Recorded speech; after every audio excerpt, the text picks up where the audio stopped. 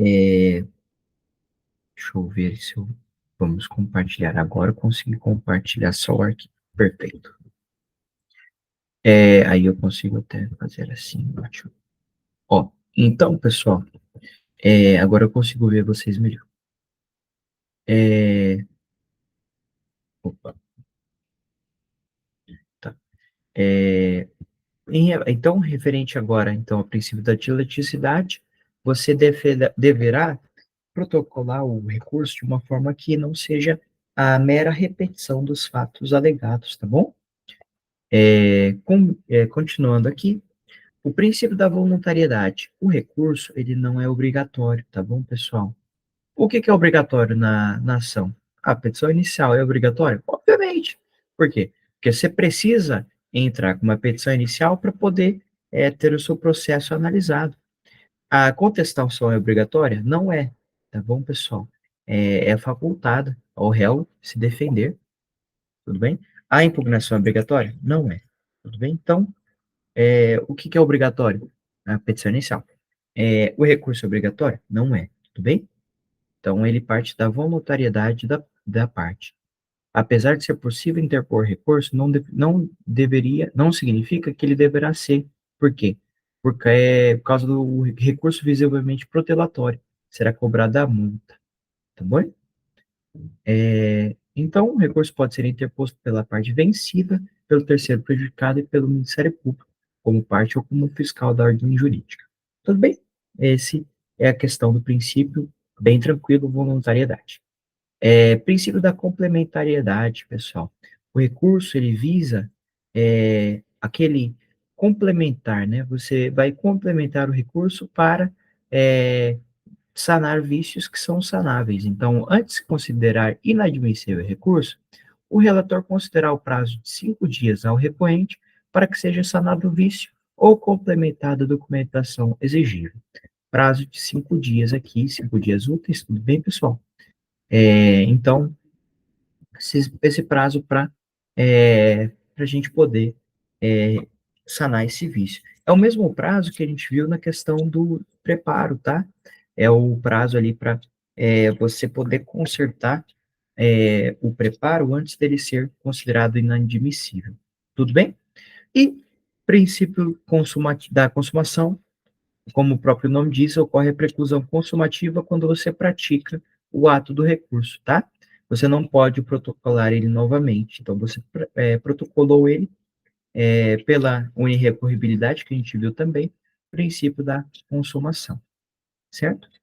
Agora, chegamos na parte que é a mais importante, a gente vai começar a ver os recursos em espécie. Embargos de declaração é o primeiro recurso que a gente estudou. Ele pode ser observado desde o início da fase recursal, sempre no plural, tá bom, pessoal? Então, não é o embargo de declaração, é os embargos de declaração. Servem para melhorar a decisão. Então, melhora o juiz que a proferiu. Então, o embargo de declaração, a gente viu, ele não tem efeito o quê? Não tem efeito devolutivo, em regra. Né? Pela lei, ele não tem. Então, é o juiz, ele não vai devolver ao tribunal, e sim ao juiz, tudo bem? Ao juiz que proferiu aquele pronunciamento. Ele se aplica a qualquer decisão judicial, tá?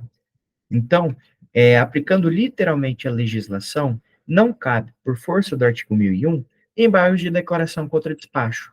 Contudo, há de se considerar que, pela própria essência dos embargos, pode haver casos em que os próprios despachos precisam ser melhorados, atraindo, portanto, a oposição dos embargos de declaração.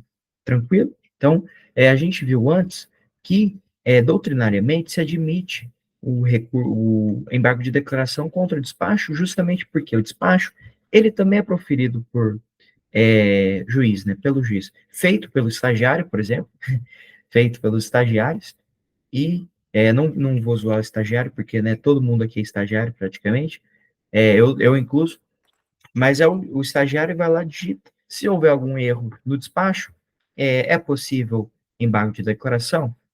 Pela própria essência do despacho, passível, tudo bem? É passível. Embora o despacho não caiba recurso ao despacho. É mais ou menos um costume contra a legem, né? Que a gente tem. Quais são os objetivos do embargo de declaração? Esclarecer a obscuridade e eliminar a contradição, suprir a omissão de ponto ou questão sobre a qual deveria se pronunciar o juiz de ofício ou a requerimento e corrigir o erro material. Tá. Então, serve para esclarecer erro material, obscuridade, contradição ou complementar na questão da omissão, tudo bem? Fogem do princípio primário dos recursos, que é anular ou reformar a decisão. Porém, dependendo do que for decidido, uma vez acolhidos os embargos de declaração, a necessária melhora da decisão de forma reflexa secundária irá alterar a decisão. Então, por exemplo, se eu esclarecer uma obscuridade, professor desse exemplo, né, que modificou o entendimento, a fundamentação pela qual foi deferida ou indeferida, por exemplo, um erro material, o dano material, se esclarecida essa obscuridade, poderá modificar sim o efeito da decisão. Então, mas isso não é o objetivo principal dos embargos, tá bom, pessoal? O objetivo principal dos embargos primário, né, é esclarecer o material, obscuridade, contradição e complementar a omissão, tá? Não vai além disso. Tudo bem? Então, é um recurso, né? Prazo de 5 dias úteis, perfeitamente. Então, a gente viu que é um prazo reduzido. Obscuridade quando a decisão não está clara e precisa. Contradição é a falta lógica entre dispositivo e fundamento. Omissão é busca complementar a decisão, é a hipótese mais recorrente, tá bom, pessoal? Então, a omissão é considerada, né, no o artigo, vocês leiam, então, parágrafo único do artigo 1022, tá? E também o parágrafo primeiro do artigo 489, tá? Esses daqui é mais para leitura, mas realmente, muito provavelmente, não vai ter que decorar, sabe? Não é verificada a questão de, você tem que saber. Eu acho que não, porque é muita coisa, sabe? Mas, enfim. Então, vocês façam a leitura desses artigos, 1022, e parágrafo primeiro do artigo 489. Tudo bem? Os efeitos dos embargos de declaração. Eles não possuem efeito suspensivo e interrompem o prazo para interposição do recurso. Então, eles não possuem efeito suspensivo. Ele não suspende o processo e interrompe os efeitos da decisão. Mas eu vi que possui efeito suspensivo. Onde que você viu? Jus Brasil? Aí eu não sei. Mas eles não possuem efeito suspensivo, tá bom, pessoal? Ele apenas interrompe os efeitos da decisão. Interromper o prazo para recurso após julgado dos embargos, começa novamente o prazo do começo, 15 dias, tudo bem? Então, ocorre a interrupção dos efeitos da decisão, tá? A decisão aqui, pessoal, não é só a sentença ou, enfim, qualquer pronunciamento judicial, porque o embargo de declaração pode ser protocolado contra qualquer pronunciamento judicial, tá? Em regra, não possuem efeito devolutivo, porém, pela corrente minoritária de Araquém de Assis, eles possuem efeito devolutivo, tá? Justamente por causa dessa questão, pessoal, da análise que modificou pelo é, efeito secundário ali objetivo secundário do embargo de declaração, que seria modificar a decisão, é possível que ocorra uma forma de efeito devolutivo por os embargos de declaração. Mas, em regra, você viu ali na questão objetiva, embargo de declaração não possui efeito devolutivo. Você marca que sim. Você viu a questão subjetiva. Explique o conceito do efeito devolutivo nos embargos de declaração. Aí vocês falam que, em regra, pela lei, não possui, né? Mas pela corrente do minoritário de Araquém de Assis, ele possui, tudo bem? E o terceiro é o efeito modificativo e infringente, é a reforma da decisão como objetivo secundário. Antes do CPC, abria-se prazo mesmo sem previsão legal. Hoje, tem-se o prazo estabelecido. O juiz intimará o embargado para, querendo, embargado então é quem? É quem não interpor o recurso, e quem não interpôs os embargos de declaração, tá? Para querendo manifestar-se no prazo de 5 dias sobre os embargos opostos, caso seu eventual acolhimento implique a modificação da decisão embargada. Por quê, pessoal? Porque é assegurado o contraditório e ampla defesa, tá? Se houver a possibilidade de modificação de sentença, a outra parte, ou sentença ou decisão, a outra parte deverá ser notificada, tá? E abre-se, então, esse prazo de 5 dias para manifestar, para outra parte se manifestar acerca dessa mudança, tudo bem? Importância dos embargos de declaração. Então, é esclarecer a obscuridade, corrigir erro, é, avaliar omissão e eliminando contradição, deixando a decisão judicial aperfeiçoada, clara, completa, tudo bem? Então, vamos ver aqui, é, atualmente, embargos de declaração nos tribunais, por omissão, mesmo que não admitidos ou rejeitados, portanto, sem qualquer inclusão no acórdão, por força do artigo 1025 do CPC, a matéria apontada como omissa será automaticamente incluída no acórdão, tá? Então, o embargo de declaração, ele irá apontar a omissão e o acórdão irá automaticamente incluir essa omissão, tudo bem? Multa. Multa é o artigo 1026, parágrafo 2º. Quando manifestamente protelatórios os embargos de declaração, o juiz ou o tribunal, em decisão fundamentada, condenará o embargante a pagar ao embargado multa não excedente a 2% sobre o valor atualizado da causa, tá? Então, existe uma exceção, que é a súmula 98 do STJ, que está vigente, que os embargos de declaração manifestados com notório propósito de pré-questionamento não têm caráter protelatório, tá? Então, o propósito de pré-questionar não tem o próprio caráter protelatório, então não se aplica a multa, tudo bem? Não serão admitidos novos embargos de declaração se os dois anteriores houverem sido considerados protelatórios, justamente para não ficar suspendendo os efeitos da decisão por tanto tempo, tá bom, pessoal? Porque tem muito advogado que, para obstar o trânsito em julgado, fica embargando, tá? Então, ou protocolando recurso. Então, não serão admitidos novos embargos se os dois anteriores tiverem sido considerados protelatórios, tá? Então é isso, pessoal. Agora, na reiteração de embargos de declaração manifestamente protelatórios, a multa será elevada até 10% sobre o valor atualizado da causa, tá? E, então, existe essa questão da multa, do caráter pecuniário do embargo de declaração, tudo bem? Então, o juiz, então o artigo 1024 vai estabelecer que o juiz julgará o embargo de declaração em 5 dias. É, é uma coisa assim, expresso que ele vai julgar? Não, pessoal, porque o juiz não vai julgar em 5 dias, ele tem muita coisa para fazer. Então, é muito difícil você falar, ele vai julgar em 5 dias. Às vezes não. Então, é um prazo meramente sugestivo, tá? E o RESP protocolado antes do julgamento de embargos de declaração.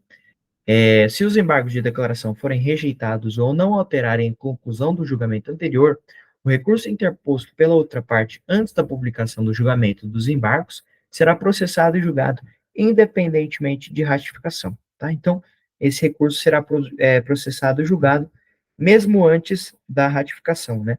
Mesmo antes da publicação do julgamento dos embargos, tá? Por quê, pessoal? Porque a gente precisa cumprir com prazo, né? Você precisa cumprir prazo. Então, é sempre essa questão de por que os efeitos, né? O embargo de declaração não tem efeito suspensivo, o processo ainda está correndo, tá bom? Ele apenas interrompe os efeitos da decisão. Tudo bem?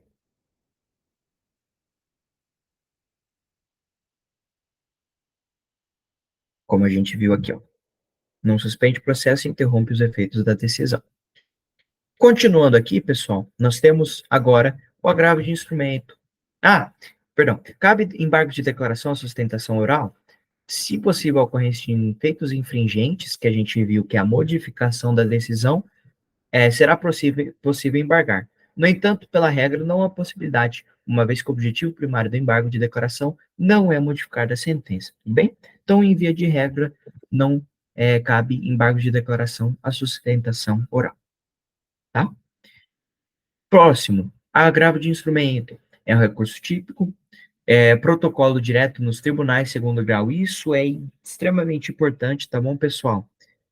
Você, apesar de que o agravo de instrumento tenha efeito misto, né, efeito devolutivo misto, você sempre vai protocolar direto nos tribunais, tá bom, pessoal?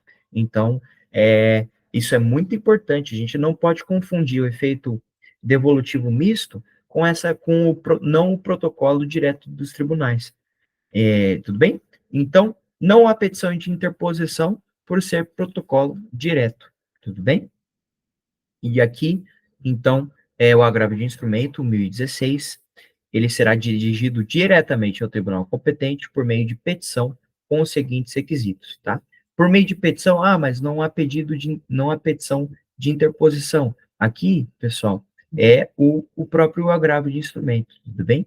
Então, por meio de agravo de instrumento com os seguintes requisitos: os nomes das partes, a exposição do fato e do direito, de fato, então, a decisão interlocutória é objeto do agravo.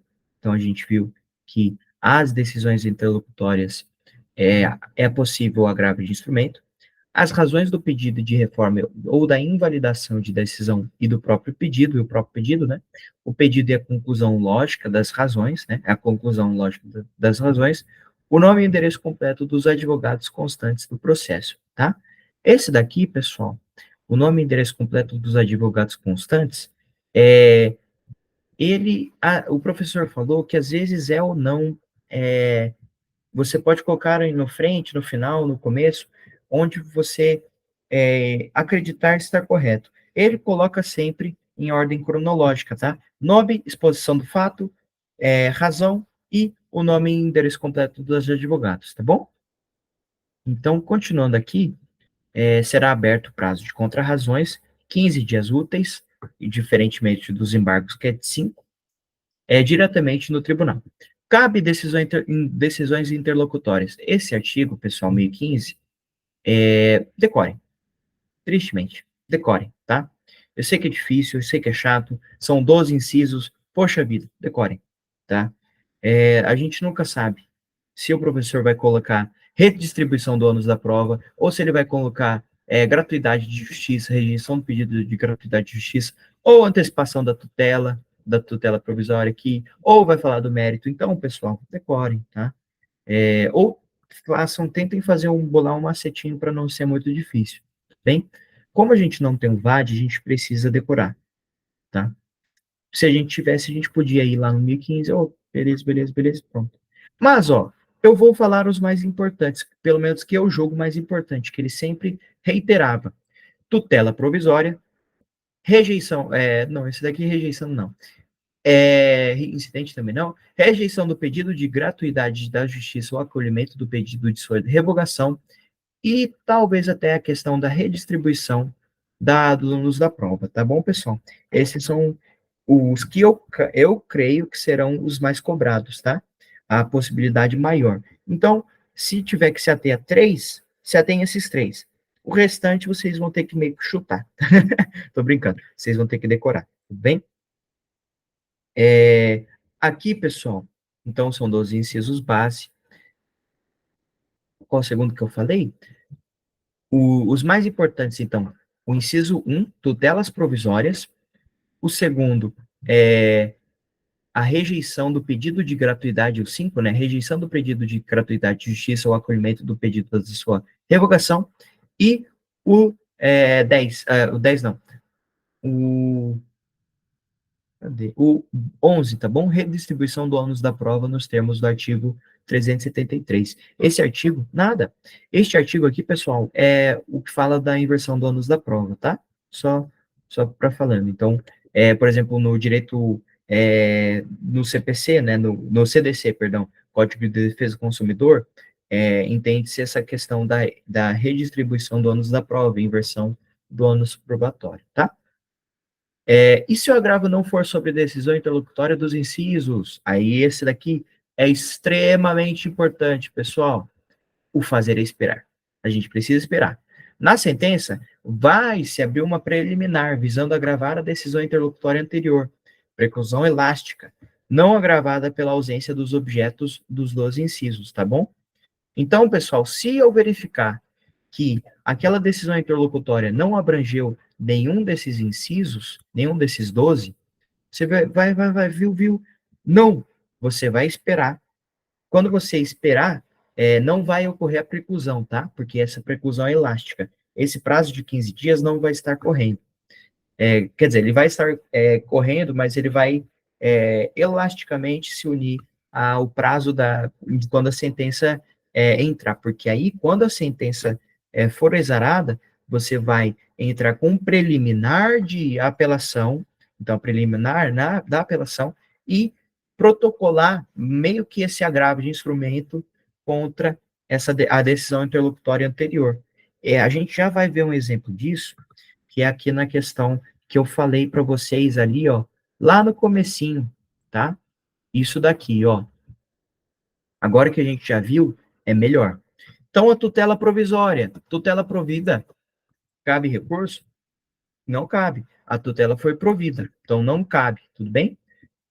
Tutela não provida, cabe agravo de... Quer dizer, essa aqui cabe, né, pessoal?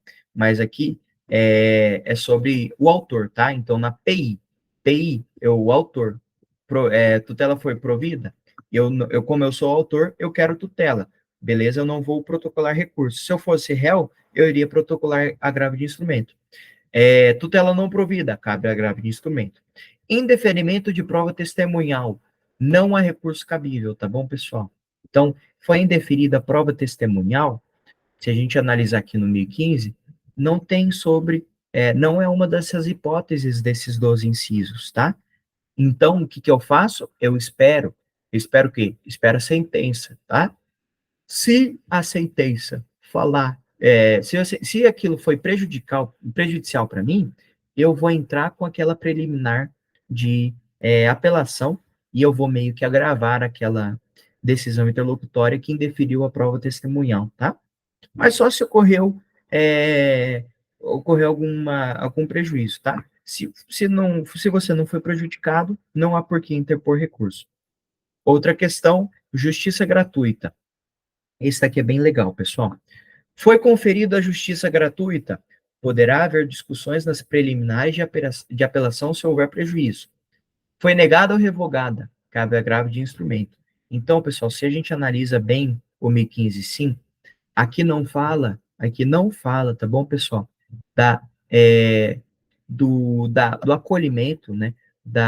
Do deferimento do pedido de gratuidade de justiça, tá? Não fala. Ele fala apenas da rejeição ou da revogação, tá bom? Não fala do deferimento. Ah, mas deferiu a justiça gratuita, eu réu, me senti prejudicado porque foi deferida a justiça gratuita. Haver discussões das preliminares de apelação se houver prejuízo. Tudo bem, pessoal? Então, o juiz conferiu justiça gratuita, não cabe recurso ainda. Ele negou ou revogou, cabe agravo de instrumento, tá? Tudo bem? Então, deixo isso bem claro. Vamos ali voltar nos embargos de declaração, no agravo de instrumento. Tá. Então, esses são os 12 incisos que a gente deve ver. Tutelas indeferidas ou deferidas, pode ser decisão parcial do mérito. Então, eu fiz uma análise aqui, né, dos 12 incisos, né? Mérito do processo, decisão parcial do mérito, né? Pode-se ter decisão parcial do mérito, então você pode agravar sobre esse mérito, né? Se eventualmente há contrato que dispõe de julgamento de arbitragem, então na questão da rejeição de alegação de convenção de arbitragem e assim por diante, tá? Eu só vou me ater, então, às tutelas provisórias e então, ao 1, ao 5 e ao 9, tá? Ao 11, tá? Então, 5, rejeição indeferida diretamente no tribunal, possibilidade probatória documental. Na revogação deferida, porém supervenientemente desconstituída, se provada a condição de suficiência da parte. Não cabe agravo de instrumento contra a decisão que concede justiça gratuita. Será o caso de preclusão elástica. Então, pessoal, revogou ou renunciou, rejeitou ou renunciou, ou revogou, calma, Ou, tá difícil. Rejeição ou renúncia, cabe agravo, não, isso, cabe agravo de instrumento. O juiz concedeu, não cabe, cabe agora aquela preliminar de apelação, tudo bem? Ótimo. O 11, não é o mesmo que indeferimento de produção de prova, tá bom, pessoal? Indeferimento de produção de prova, só um instantinho que eu preciso espirrar, só um momentinho.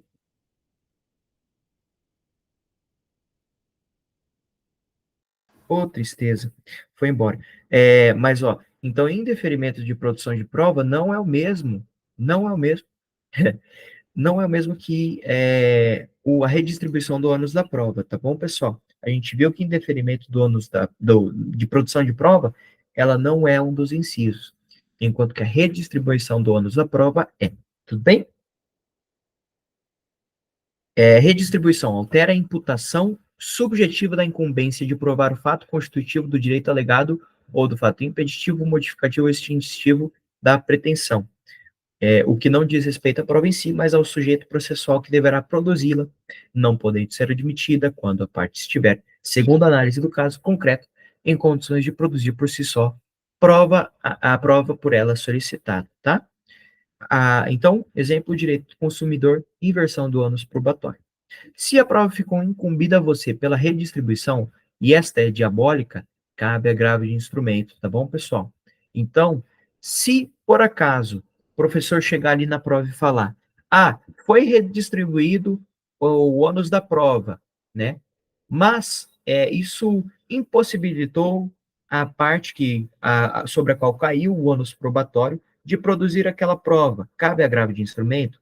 Cabe. Cabe, tá bom? Porque aquela prova se tornou prova diabólica. Eu não posso, diabólica, aquela que é muito difícil, até impossível de ser, é, de ser provada, tá bom? Então, é, então o professor deixaria bem claro, essa prova é impossível, ou é muito difícil, é uma prova diabólica, cabe agravo de instrumento, tudo bem? Nos juizados especiais, como não cabe agravo de instrumento, se houver decisão interlocutória impossível de ser cumprida, cabe mandado de segurança, que não é recurso, a gente viu que é uma ação de impugnação autônoma, tá bom? Certinho, pessoal? Agora vamos, alguma dúvida em relação a tudo que a gente falou sobre, sobre os incisos em si, os 12 incisos? São 13, mas um foi vetado, tá bom, pessoal? Então, tecnicamente são 12. Tudo bem. Pagamento de custas, em via de regra, é obrigatório, é necessário. Se não, o que que acontece? Vamos lá, é para vocês. O que que acontece quando as custas não são pagas?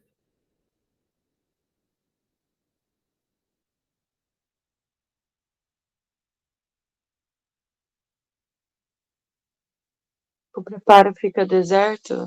Isso, o recurso se torna deserto.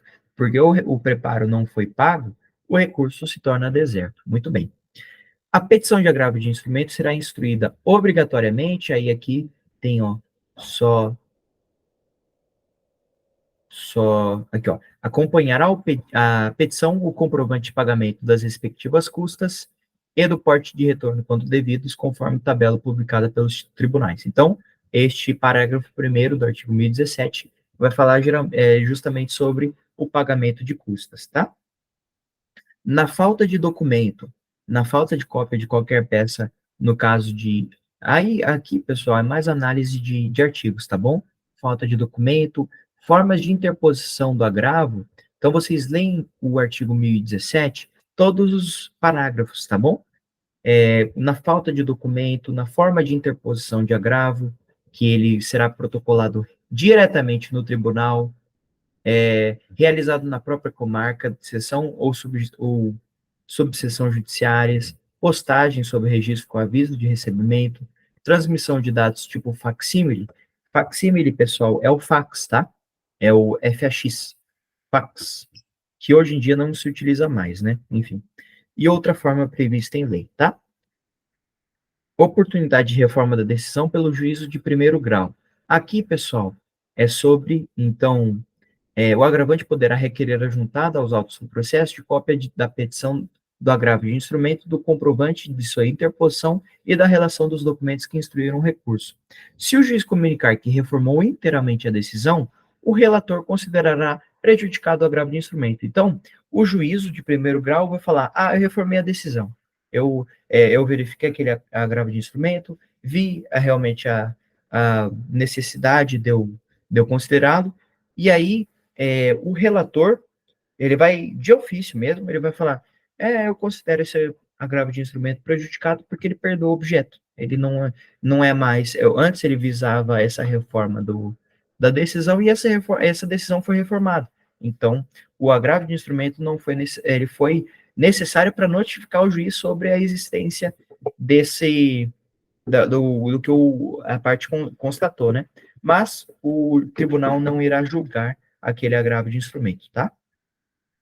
Não sendo eletrônicos os autos, o agravante tomará a providência prevista no caput, no prazo de 3 dias, a contar da interposição do agravo de instrumento, tá? E o descumprimento da exigência do que trata o parágrafo segundo, desde que arguido e provado pelo agravado, importa a inadmissibilidade do agravo de instrumento.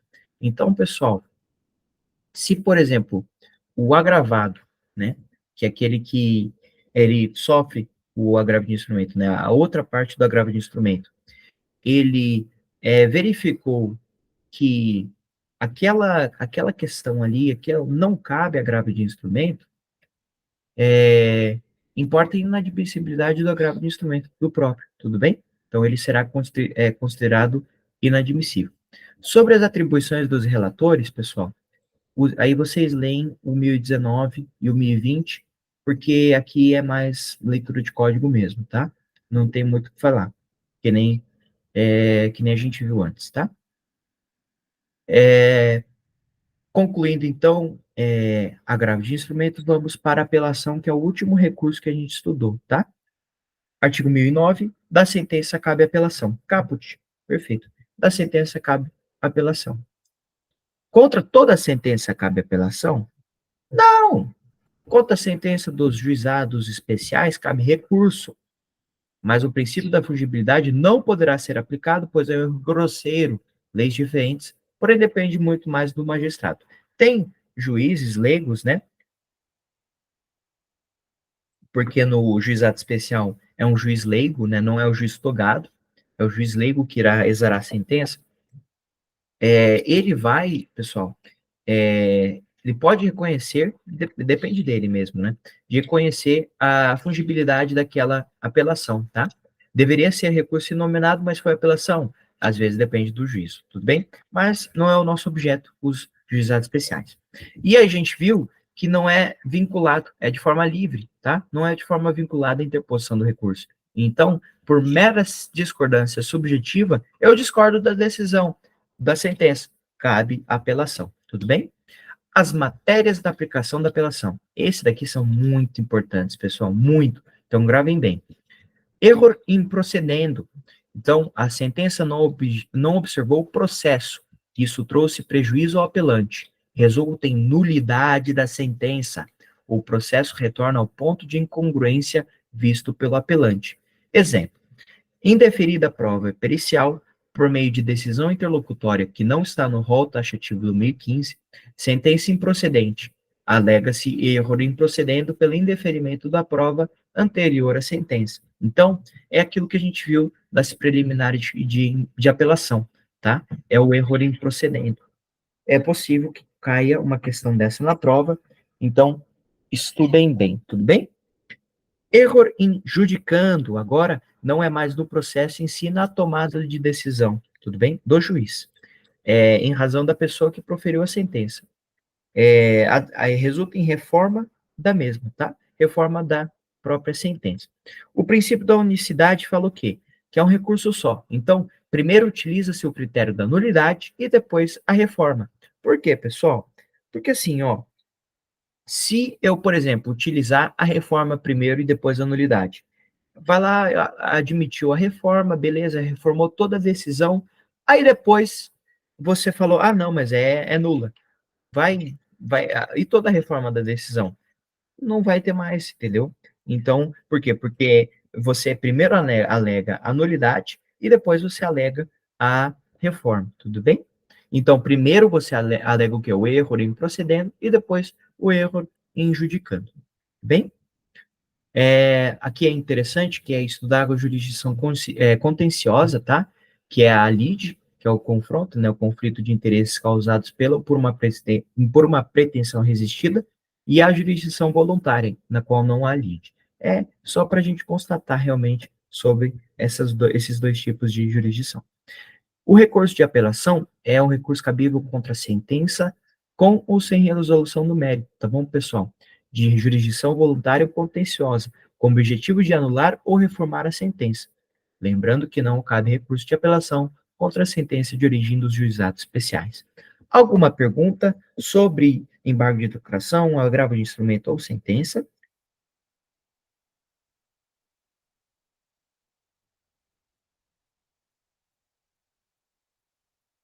Não? Vocês conseguem acompanhar até aqui, pessoal? Tá tudo bem?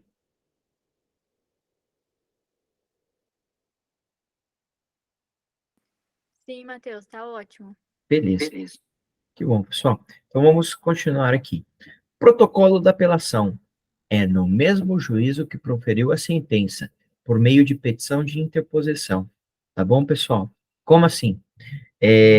Por que é interposta ao juízo, ao juízo de primeiro grau que exarou a sentença? Porque o juiz de primeiro grau, ele conhece da sentença, tá? Ele vai conhecer do que ele decidiu.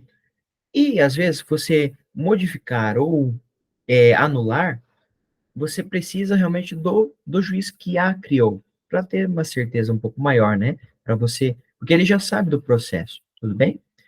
Então, é mais ou menos isso.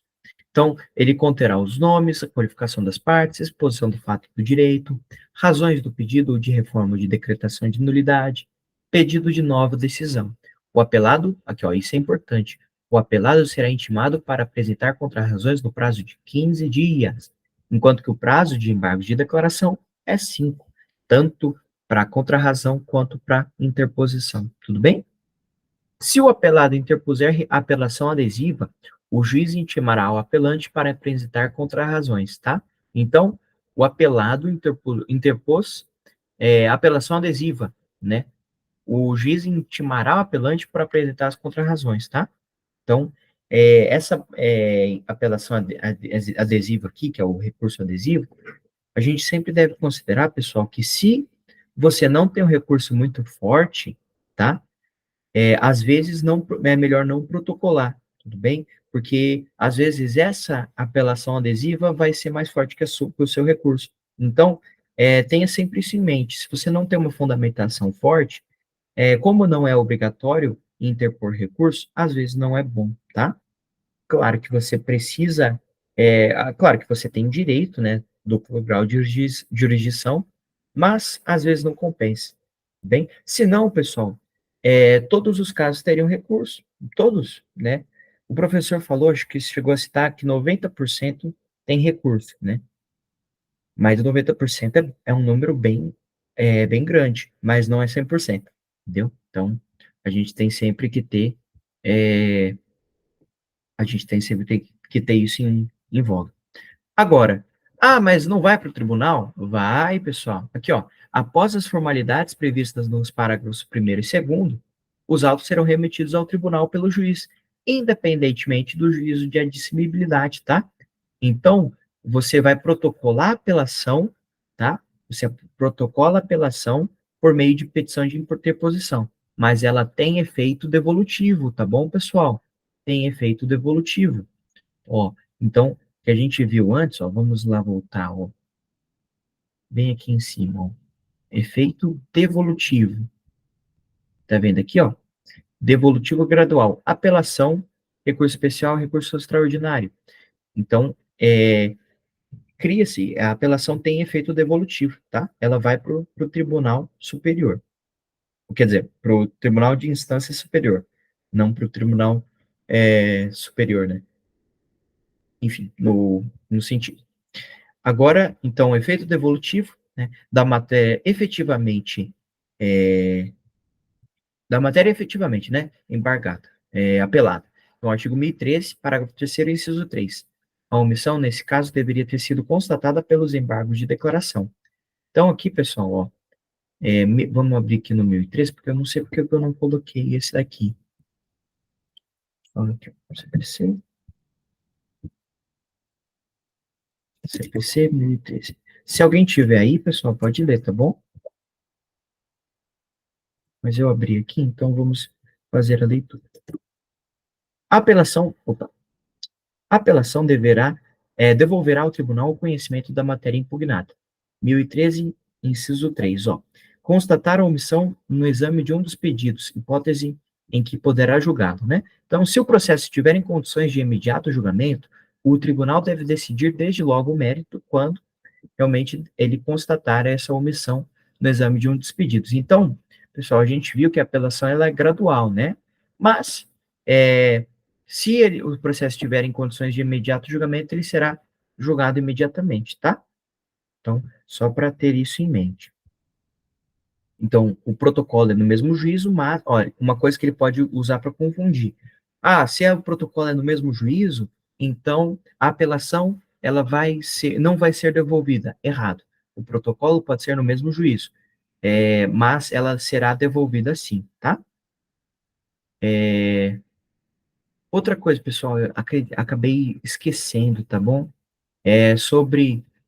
Mas depois eu falo, tá bom? Me lembre, então, de falar sobre agravo de instrumento, sobre a retratação do juiz, tá bom? Senão eu perco aqui o fio do fio aqui, do raciocínio aqui da apelação. Depois ele também, então, tem efeito devolutivo. Apesar de ser fundamentação livre, se a apelação não for proibida, ela terá acréscimo de honorários. Matéria de ordem pública pode ser avaliada em qualquer momento e grau de jurisdição, com exceção do artigo 1014. Fatos novos não existiam naquele momento, que não existiam naquele momento poderão ser admitidos como fator probatório. A desídia ou desorganização não são motivos de força maior. Vamos abrir no 1014, ó. As questões de fato não propostas no juízo inferior poderão ser suscitadas na apelação, se a parte provar que deixou de fazê-lo por motivo de força maior. Então, por força maior, pessoal, desídia e desorganização não são motivos de força maior. Então, se eu estava, por exemplo, esperando alguma coisa acontecer para que eu pudesse provar aquele fato, eu posso alegar que naquele momento não se existia é, a questão da prova, né? Mas, posteriormente, veio a surgir. Então, é possível, sim, que esses fatos novos possam ser admitidos como fator probatório. Isso é caráter de exceção, por quê? De exceção, porque nas instâncias superiores, né, não é discutido o mérito, e sim o direito. Então, não discute mais o fato, como que eu vou dizer, as provas, não serão discutidas as provas. Discute-se realmente o que está sendo alegado ali, o que está sendo recorrido, tudo bem? Então, por isso que ele tem esse critério de exceção. Efeito suspensivo. O recurso de apelação tem, em regra, efeito suspensivo, ou legis. Então, a própria lei define que o efeito é suspensivo. Em momento algum, nascerão os efeitos da decisão. Porém, há uma exceção, né? O parágrafo 1º do artigo acho que é do deixa eu ver qual que é o artigo. Deixa eu ver aqui.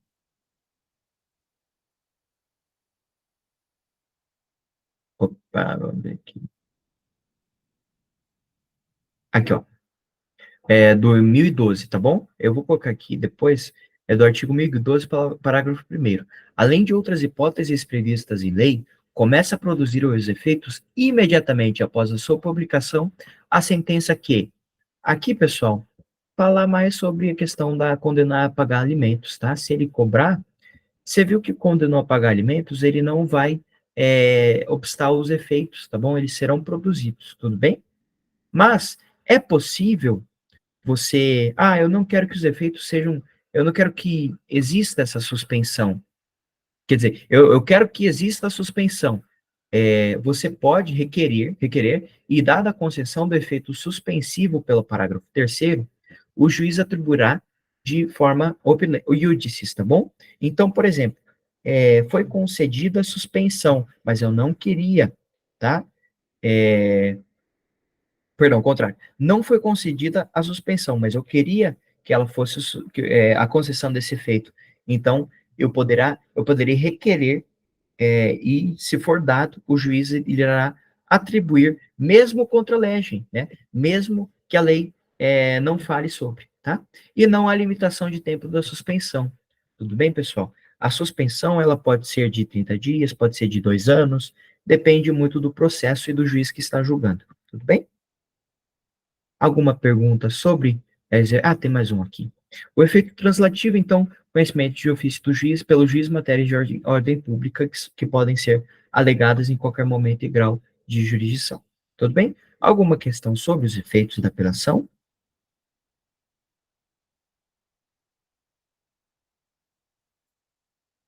Continuaremos então, pessoal.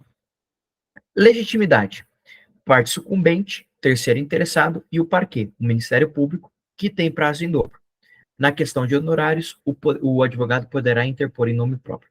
Isso daqui, pessoal, ele deu ênfase especial. Se o advogado da parte, por exemplo, a parte autora que ganhou foi procedente, só que na sentença ele deu 10%, o juiz deu 10% de honorários, e o advogado queria 20% porque ele trabalhou muito, ele poderá interpor em nome próprio uma apelação para que seja aumentada os honorários, tá bom? Os honorários advocatícios, tudo bem? Então, em nome próprio, ele poderá interpor. Questão do preparo. Esse daqui, então, é geral. Custas recursais, atos do tribunal, hipótese de remessa e de retorno por folha. Falta de recolhimento do preparo, recurso deserto ou motivo justificado. Esse daqui, pessoal, ele colocou que vai ser importante. Então, prova. A falta de recolhimento do preparo, existe, então, recurso deserto ou o recurso pode ser motivado, pode ser justificado pelo motivo, né? A súmula 474 do STJ. Se vocês estão com o VAD de vocês, marca aí, faz uma marcaçãozinha na súmula 474 do STJ. Não sei se tem, acredito que tem. A pena de deserção poderá ser relevada, tá? Na questão do motivo justificado, tudo bem? Só no motivo justificado. Porque se o recurso é deserto por mera negligência do autor, do advogado, ou do autor ou do réu, aí realmente vai se aplicar a pena da deserção, tudo bem? Juntada de comprovante e guia do preparo, no ato do protocolo do recurso, então na interposição do recurso, não juntado do comprovante e guia, pagamento em dobro, tudo bem? Valor insuficiente, intimação pela insuficiência, aí abre-se aqueles prazos de 5 dias, tá bom? Equívoco no preenchimento da guia. Parágrafo 7º. Vamos lá ver aqui. Parágrafo 7º. Parágrafo 7º, não tem aqui. Acho que deve ser sobre a questão do preparo, né? Vamos ver aqui, preparo.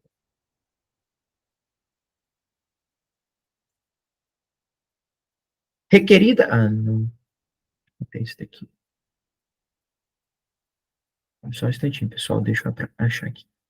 Aqui, ó. O equívoco é o parágrafo 7º do artigo 1007, tá bom?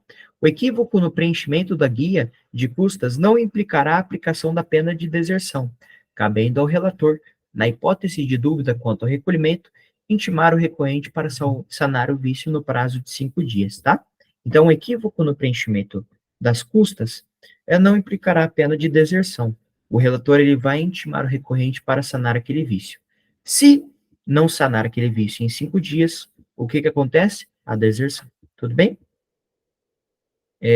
Então, atos do tribunal, os custos variam conforme o estado, tá bom, pessoal? No Paraná, aqui o artigo 1007, parágrafo 3º, pelos autos serem 100% eletrônicos, não há mais custo de remessa e retorno, tá? Então, toda vez que vocês forem protocolar um recurso, nós como advogados, enfim, ou como quaisquer outra coisa, a gente tem que ter em mente que o Paraná não usa mais auto físico, tá? É apenas autoeletrônico. Então, não há mais custo de remessa e de retorno. Tudo bem? Agora, a última questão aqui é do prazo. Bem, vamos rapidinho aqui. Prazo, 1003, parágrafo 5º. Eu vou ler aqui com vocês, porque esse é bem importante. Excetuados os embargos de declaração, o prazo para interpor os recursos e para responder-lhes, então, as contrarrazões, é de 15 dias. Por quê? Qual que é o prazo dos embargos de declaração?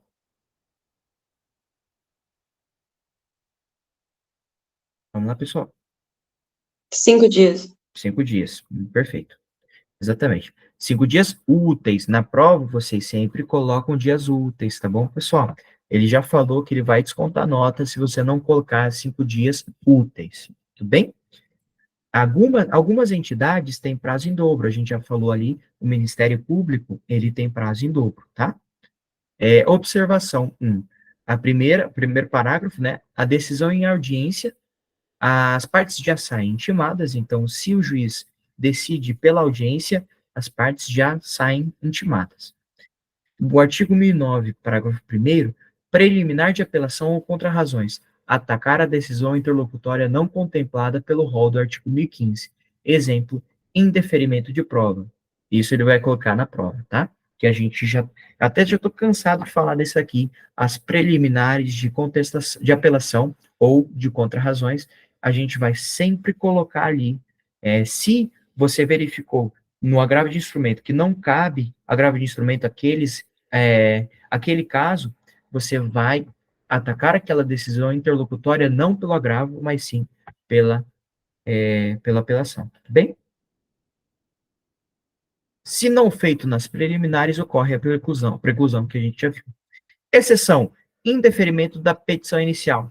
O juiz poderá retratar-se. Se não retratar, cita-se o réu, abrindo-se prazo para contrarrazões. Se houver reforma da sentença, o réu será intimado para contestar, contando do retorno dos autos, tá? Aí ele coloca aqui duas outras observações.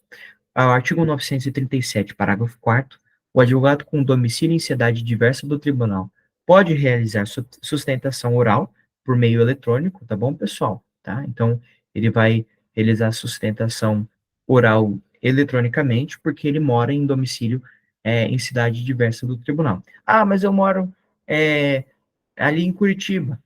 Não tem motivo pelo qual você não possa realizar sustentação oral presencial, tá?